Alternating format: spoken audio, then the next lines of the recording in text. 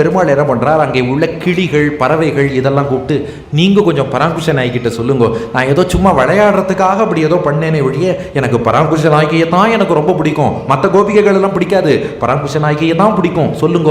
அந்த கிளிகள்லாமும் சொல்ல மாட்டேன்றது.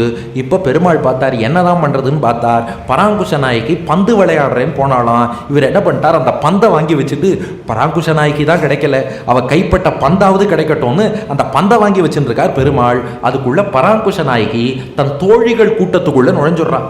பெருமாள் பார்த்தார், அச்சோ பந்தை வச்சுட்டு பராங்குஷ நாயகியை விட்டுட்டேன்னுட்டு தோழிகள் கூட்டத்துக்குள்ள பெருமாள் நுழைஞ்சாராம். பெருமாள் நுழையிறத பார்க்கவும் பராங்குஷ நாயகி தனியாக விலகி போனா, எங்கே போனாலும் விலக விட மாட்டேன்னு இவர் சுற்றி வந்தார். பராங்குஷ நாயகி பார்த்தா, நான் நிமிந்து பார்த்தா தானே சுற்றி வருவேன், நான் குனிஞ்சு மணல் வீடு கட்டுறேன்னு பராங்குஷ நாயகி மண்ணில் உட்காந்து மணல் வீடு கட்ட ஆரம்பிச்சா. அப்போ பெருமாள் என்ன பண்ணாராம், தன் திருவடியால் அந்த மணல் வீட்டை உதைச்சு கலைச்சாராம். நான் இருக்கும்போது உனக்கு என்ன பார்வை அங்கே போகிறது அப்படின்னு மணல் வீட்டை கலைச்சாராம்.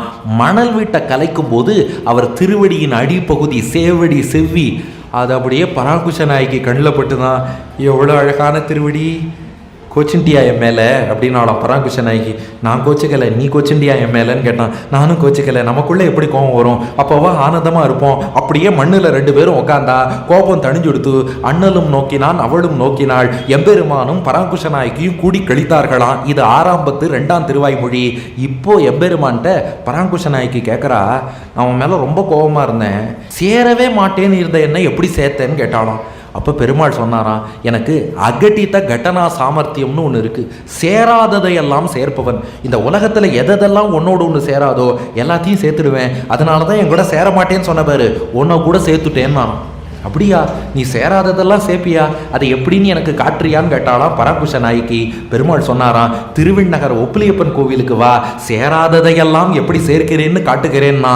அப்படியே மானசீகமாக ஆழ்வார் திருநகரி புளிய மரத்தடியிலேருந்து மானசீகமாக ஒப்பிலியப்பன் கோவிலை வந்து அடைகிறார் நம்ம ஆழ்வார். இங்கே